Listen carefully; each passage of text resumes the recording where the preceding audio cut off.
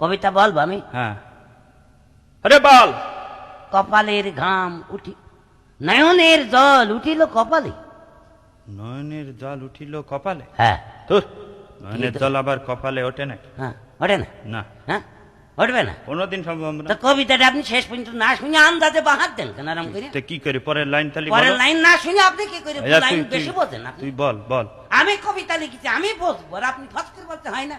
আচ্ছা তুমি বলো। বলবো? হ্যাঁ, নয়নের জল উঠিল কপালে, পা দুটো বাঁধা ছিল কদমের ডালে। পা দুটো বাঁধা ছিল কদমের ডালে। হ্যাঁ। ঠিকই তো স্যার, ওই মাথা নিচ মুখো ও হ্যাঁ হ্যাঁ রে, আমার মনে হয় বোঝার ভুল। পা দুটো মানে ঠ্যাং দুটো বাঁধা ছিল কদমের ডালে। ও ও বুঝেছে তালি তালি তো। হ্যাঁ হ্যাঁ হ্যাঁ, ঠিক ঠিক আছে। এই তো। লাইন বেশি বোঝাচ্ছে, হ্যাঁ, চেষ্টা করতে কপাল হবে। দিয়ে পারবে। হ্যাঁ? আপনি আমার কবিতাটা পড়তে দেখছেন না, ওকে দেখতে হবে কবি কি বলতে চেয়েছে। আরে কবি রে। আচ্ছা